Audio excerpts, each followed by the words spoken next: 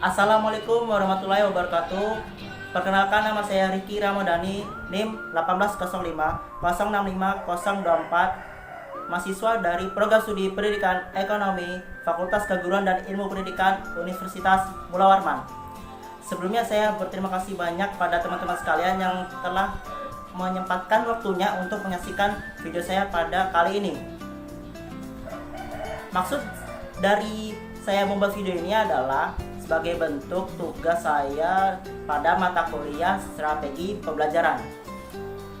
Nah, pada kesempatan kali ini saya akan menyampaikan sebuah materi mata pelajaran ekonomi kelas 11, yaitu tentang ketenaga kerjaan. Apa saja sih submateri yang akan saya sampaikan? Berikut submaterinya.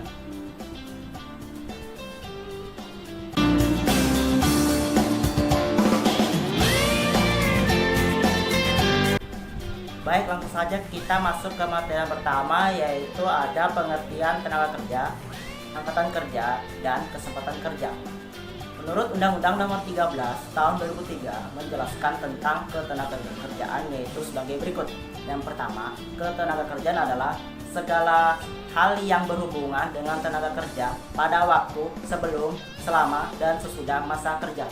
Yang kedua, tenaga kerja adalah setiap orang mampu melakukan suatu pekerjaan guna untuk menghasilkan barang atau jasa, baik untuk memenuhi kebutuhan sendiri maupun kebutuhan masyarakat.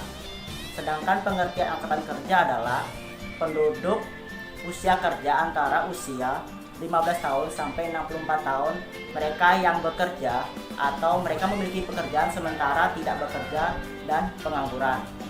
Sementara pengertian kesempatan kerja adalah tersedianya lapangan pekerjaan bagi angkatan kerja untuk membutuhkan suatu pekerjaan. Selanjutnya ada 10 faktor-faktor yang mempengaruhi kesempatan kerja, yaitu yang pertama ada usia tenaga kerja, yang kedua ada tingkat kependidikan, keahlian maupun keterampilan, yang ketiga ada jumlah angkatan kerja yang tersedia, yang keempat ada lapangan pekerjaan yang tersedia, yang kelima besarnya investasi, yang keenam besarnya permintaan masyarakat, yang ketujuh kemampuan pemerintah dalam melakukan pembangunan, yang kedelapan ekspor dan impor, yang kesembilan kebijakan pajak, yang kesepuluh kerjasama antara negara lain.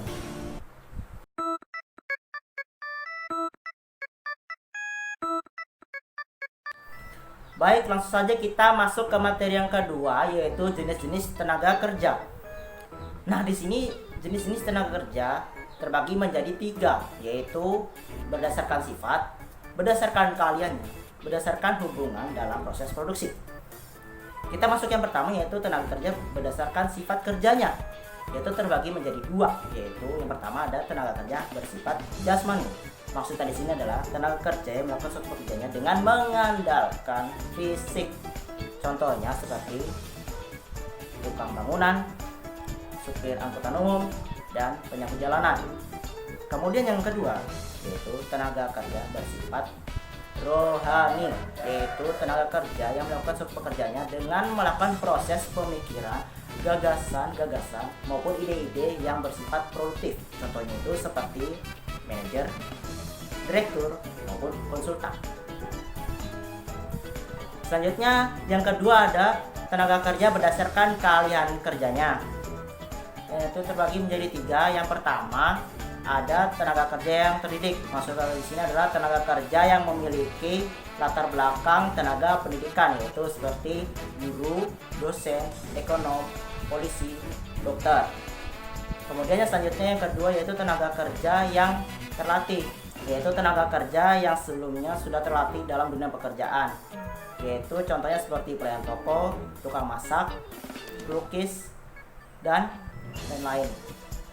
Kemudian yang ketiga ada tenaga kerja berdasarkan yang tidak terlatih, yaitu tenaga kerja yang sebelumnya tidak pernah terlatih dalam dunia kerja, namun ia melakukan pekerjaannya dengan mengandalkan tenaganya saja, yaitu contohnya seperti kuli bangunan maupun pembantu rumah tangga atau asisten rumah tangga. Kemudian yang ketiga yaitu ada tenaga kerja berdasarkan hubungan proses produksi, yaitu terbagi menjadi 2, yaitu yang pertama tenaga kerja secara langsung. Maksudnya di sini adalah tenaga kerja secara langsung terlibat dalam proses produksi. Kemudian biayanya ini nanti akan menghasilkan barang maupun jasa. Kemudian yang kedua ada tenaga kerja secara tidak langsung.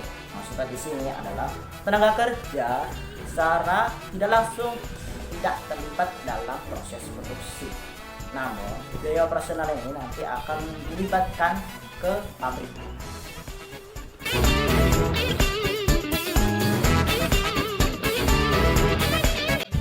Baik, selanjutnya kita masuk ke materi yang ketiga, yaitu ada masalah dalam ketenaga kerjaan, yang dimana Indonesia sendiri memiliki sumber daya alam yang melimpah, apalagi sumber daya manusianya. Di balik itu, sumber daya manusia yang melimpah itu menjadi masalah dalam pembangunan ekonomi, terutama dalam ketenaga kerjaan. Berikut ini yang merupakan masalah-masalah ketenaga kerjaan yang ada di Indonesia, yaitu sebagai berikut. Yang pertama, tingkat pengangguran yang tinggi. Yang kedua, jumlah angkatan kerja yang tinggi. Yang ketiga, tingkat kependidikan maupun keterampilan yang masih menurun. Yang keempat, penyebaran angkatan kerja yang tidak merata. Yang kelima, perlindungan kesejahteraan tenaga kerja yang belum maksimal.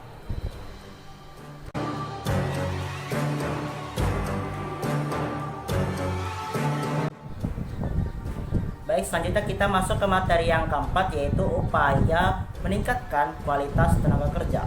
Nah, apa aja sih upaya-upaya dalam meningkatkan kualitas kerja itu sendiri? Yaitu terbagi menjadi tiga, yaitu upaya dari pemerintah itu sendiri, dari swasta, maupun dari diri sendiri.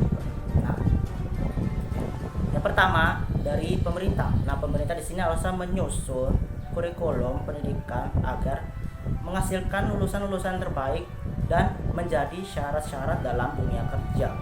Yang kedua, pemerintah harus memberikan pendirian terhadap lembaga pelatihan kerja. Yang ketiga, pemerintah harus menyusun dan melaksanakan program-program tenaga kerja. Kemudian upaya yang kedua dari swasta, yaitu misal anak sekolahan nih yang ingin melakukan praktik kerja atau pemagangan untuk melatih skill dalam dunia kerja di suatu perusahaan. Kemudian yang ketiga, yaitu dari upaya diri sendiri. Nah, caranya dengan apa? Dengan membekali diri kita. Sebelum bekerja itu kita harus menyiapkan skill-skill kita dulu, seperti bisa berbahasa Inggris, bisa mengaplikasikan komputer, atau mengikuti praktik-praktik kejuruan, dan memiliki jiwa kewirausahaan.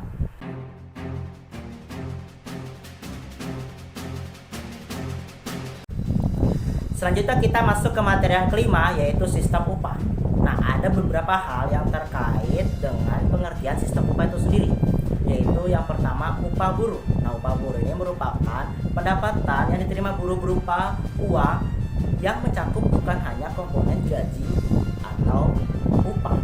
Kemudian yang kedua, yaitu upah pekerja dan kebutuhan fisik minimum, yaitu penetapan tingkat tarif dan gaji pekerja untuk peningkatan tarif hidup pekerja itu sendiri.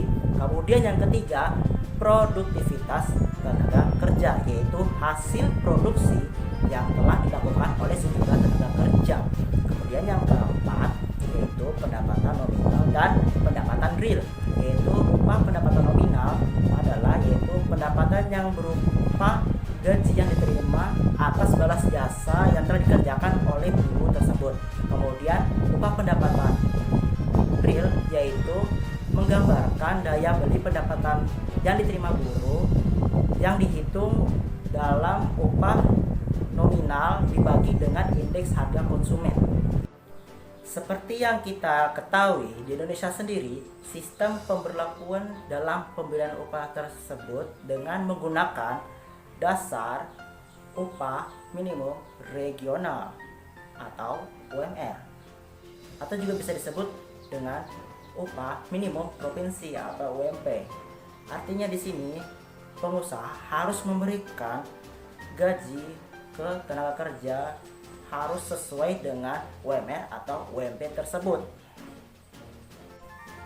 Ada beberapa macam cara dalam pemberian upah itu sendiri, yaitu yang pertama, upah jangka atau waktu. Yang kedua, upah borongan. Yang ketiga, upah satuan. Yang keempat, upah skala berubah. Yang kelima, upah indeks. Yang keenam, upah partisipasi. Yang ketujuh, upah CEO partnership.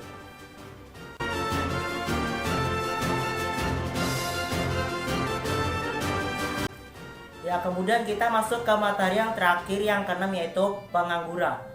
Apa sih pengertian pengangguran itu sendiri? Yaitu pengangguran atau bisa kita sebut tunakarya, yaitu orang yang tidak bekerja sama sekali atau orang yang sedang mencari pekerjaan.